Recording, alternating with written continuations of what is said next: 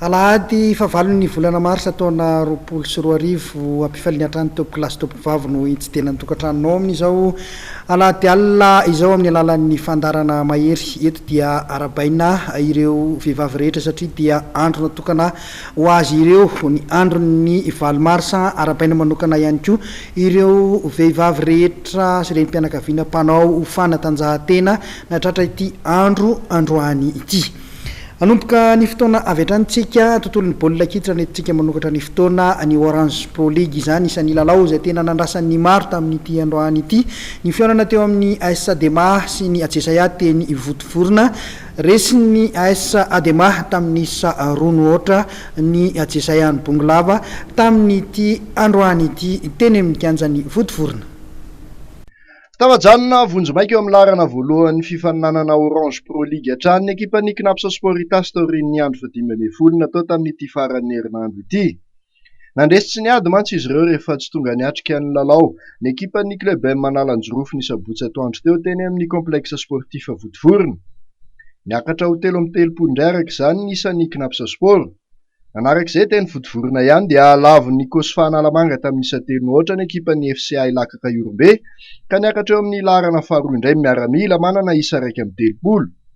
Ny andro ny sabotsy any tany Fianaratsoa dia anomontsan'ny ny ekipan'ny LGK Plus Analamanga tamin'ny 5-2 ny ekipan'ny 3FB Atsimo Andrefana. Ankoatr'izay dia resin'ny ekipan'ny Kitra FC tamin'ny 2-3 ny ekipan'ny SG Madaitas tany amin'ny stadium Barikadiny Tomasina. Ny andro ny alahady indray dia vokatra nanamarika ity andro 2010 ity nandresen'ny ekipan'ny AS Adema Analamanga tamin'ny 2-3, ny ekipan'ny Ajesaia bongolava tany amin'ny complexe sportif votovorona. Nanokatra nisa ho an'ny ekipan'ny Seranam-piaramanidina Iravo teo amin'ny minitra 7-20.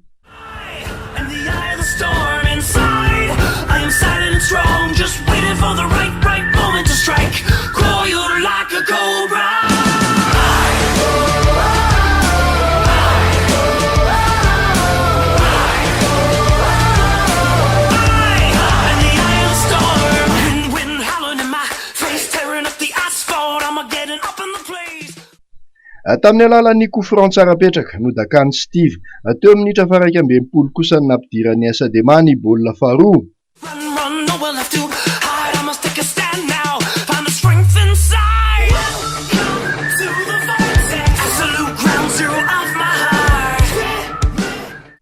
Ny aloha coup franc io dia nahazo karatra mavo faharoa izay nivadika ho karatra mena isitraka vodilaran'ny Ajesaia ka ny lalao folo ny ekipan'ny bongolava rehefa nanakana ny onja tsy hampiditra baolina isitraka. Nivarina eo amin'ny larana fahatelo vonjomairika arak'izany ny ekipan'ny Ajesaia satria nijanona teo amin'ny 7-0 taorian'ny faresena azony androany. Manana isa 5-20 kosa ny ekipan'ny AS Adema ary mipetraka eo amin'ny larana fahaenina. Ary farany tany amin'ny kianja moderna Pasambaza dia resin'ny Fosa Junior FC Boeny tamin'ny 1-0 ny ekipan'ny Zanakala FC Matsatram-bony. Baolina tokana tafiditry maso teo amin'ny minitra 20. Nijanona larana fahaefatra hatrany arak'izany ny Fosa Junior FC manana isa 7-20 ary mbola manana lalao tara roa. Mahety indray arak'izany isa manelanelana ireto ekipa amin'ny tanany larana enina voalohan'ny vonjomaika ireto amin'ity fifaninanana Orange Pro Ligue ity taorian'ny andro 2010 iny.